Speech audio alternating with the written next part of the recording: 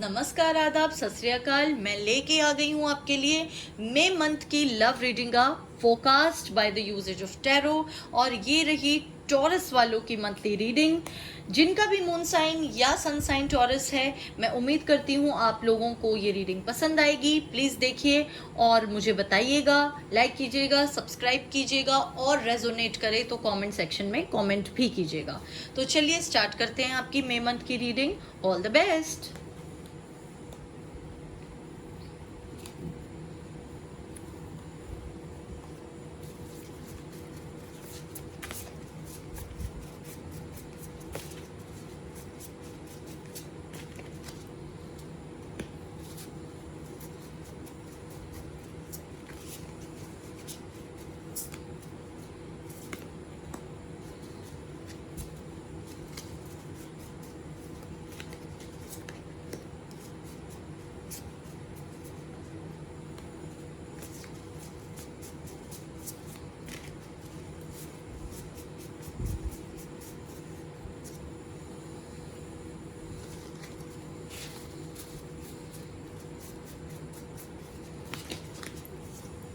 Okay guys, so let us see क्या कुछ है इस महीने आपके लिए।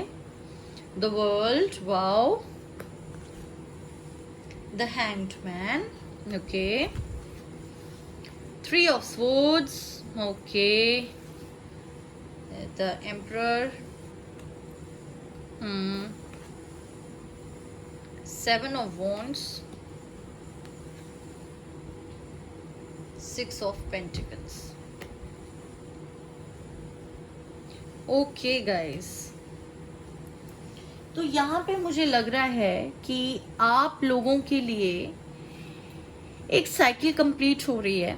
बहुत वक्त से आप एक रिलेशनशिप में हैं, ठीक है, जिसमें आप अटके हुए हैं। आपके जो पार्टनर हैं वो आपको ना हाँ बोलते हैं ना बोलते हैं, which is causing you immense pain. They are very dominating by nature, very logical thinker, और करियर पे उनका बहुत ज़्यादा फोकस है। अभी वो इस रिलेशनशिप के बारे में उतना ज़्यादा सीरियसली नहीं सोच रहे हैं जितना आप लोग सोच रहे हैं। उनका जो फोकस है अपने करियर पर पूरी तरह है, और मे बी कुछ लोगों के लिए मुझे लग रहा है ये एक बिजनेस पार्टनरशिप है उनकी, या कोई भी किसी के साथ जैसे होता है ना कि कोलैबोरेशन में काम कर रहे हैं। There is somebody else with whom he और शी इज वर्किंग, और अपना बिजनेस एक्सपैंड करने की सोच रहे हैं। उनको ऐसा लगता है कहीं ना कहीं कि अभी बहुत ज़्यादा मेहनत करने की ज़रूरत है उनको, and maybe he feels very competitive in the field because there are people उनके colleagues वगैरह जो उनको maybe जिसे कहते हैं कि लेट डाउन करने की कोशिश करते हैं, या उनको उनसे काफ़ी कॉम्प्लेक्स रहता है उनके कलीग्स को उनसे, उनके अच्छे काम की वजह से, because he is very dedicated. इस वजह से वो आपको टाइम नहीं दे पाते, इस वजह से वो इस रिलेशनशिप के बारे में कुछ डिसाइड नहीं कर पाते हैं। और आप इस रिलेशनशिप में और इस पूरे हालात में बहुत टाइम से फंसे हुए हैं। आप फेड अप हो गए हैं and you are in pain, ठीक है। तो इसलिए आपको ये लगता है कि मुझे जल्द से जल्द कोई जवाब चाहिए, चाहे हाँ चाहे ना। You are looking for an answer और आपको वो मिल नहीं रहा, ठीक है गाइस। तो अब आपको क्या करना है कि इस मंथ एक डिसीजन जो है आपको मिल जाएगा, हाँ या ना, जो भी होगा उनका एक आपको क्लैरिटी मिल जाएगी। उसके बाद आपको डिसाइड करना है कि आपको क्या करना है अपने फ्यूचर के साथ, ठीक है। देख लेते हैं कुछ और कार्ड्स।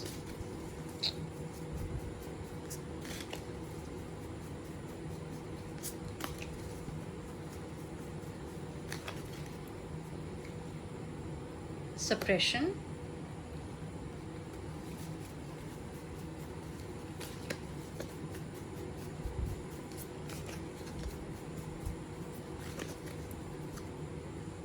breakthrough, ओके,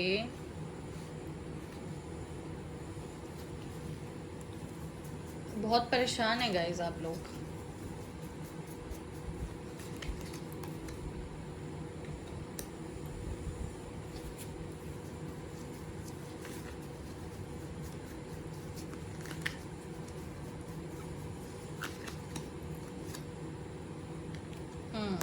ओके,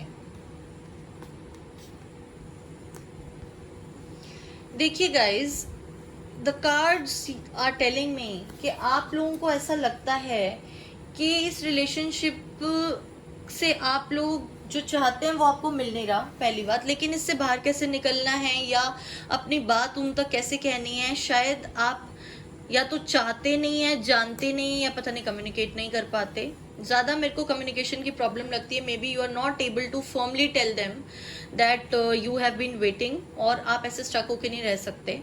आप अपनी लाइफ में एक फर्म डिसीजन चाहते हैं उनकी तरफ से, ताकि आप अपने बारे में डिसाइड कर सकें, अपने करियर के बारे में, अपने आने वाले फ्यूचर के बारे में।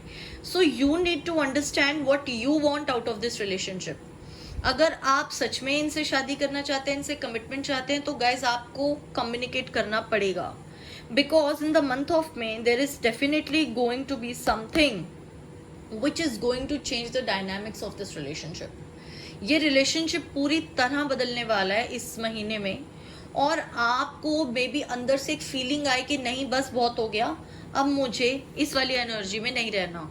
सो ये जो आपका ये इसकी वजह से जो ये है, ये जो पेन है आपको, ये एनर्जी आपको इस महीने चेंज होती हुई दिखेगी। अंदर से आपको शायद आवाज़ आए कि नहीं अब मेरे को सब कुछ चेंज करना है, and I want to rebegin my life and be happy. इस एनर्जी में आप लोग आना चाहते हैं, और डेफिनेटली वो तभी होगा जब आप कोई डिसीजन लेंगे। अगर आपके इमोशंस सप्रेस्ड रहते हैं, ठीक है, तो कहीं भी ये रिश्ता नहीं जाता हुआ मुझे दिखता। बिकॉज ये तो बहुत ज़्यादा फोकस्ड है अपने करियर को लेके। This person is not thinking about you as much. तो आपको ये देखना है कि अब आप क्या चाहते हैं अपने आप से भी, इस रिश्ते से भी, और आने वाला जो फ्यूचर है उसके बारे में आप क्या सोच रहे हैं। तो you need to take a very firm stand. और आपको अपना जितना भी फियर है ना गाइस कि मैं उनके बिना कैसे रह पाऊंगा या रह पाऊंगी, वो चले गए तो क्या होगा, इस एनर्जी से आपको बाहर निकलना है। यू हैव टू अंडरस्टैंड कि पूरी जिंदगी एक रिश्ते के लिए बर्बाद नहीं की जा सकती। ओके, और आपको एक डिसीजन लेना है अपने लिए। चलिए देख लेते हैं और कुछ कार्ड्स।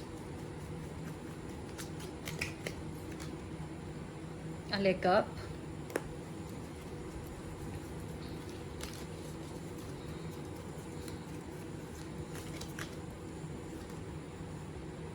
ओके। देखिए गाइज, आपको बहुत ही ज़्यादा फर्मली अपने बारे में सोचना है, डिसाइड करना है। एंड अगर ये पर्सन आपकी लाइफ में, आपकी डेस्टिनी में है, तो आपकी लाइफ में आएंगे, ठीक है। If he is just time to be with you, this person will stay. ये खुद आएंगे जब इनको ये एहसास होगा कि करियर से भी ज़्यादा इम्पोर्टेंट कुछ चीज़ें होती हैं लाइफ में। ठीक है, करियर इम्पोर्टेंट है, लेकिन आप भी उनके लिए इम्पोर्टेंट है। जब इनको रियलाइज़ होगा खुद आएंगे। आप इनके पीछे भागना बंद कर दीजिए।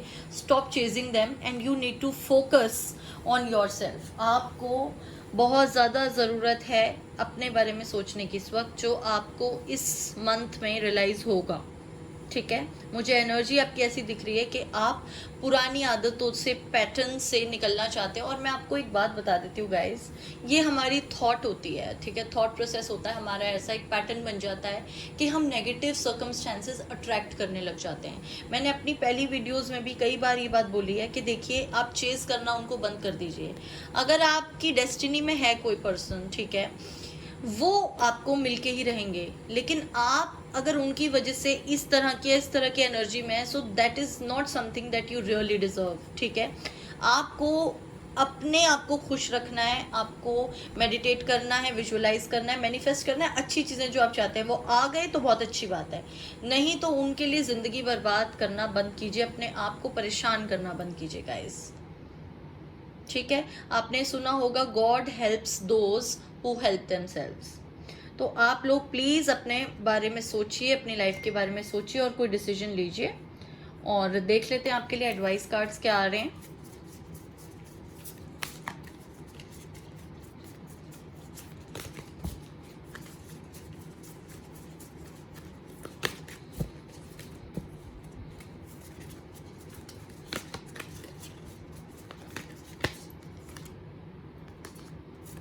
See horse spirit, watch and wait. Okay.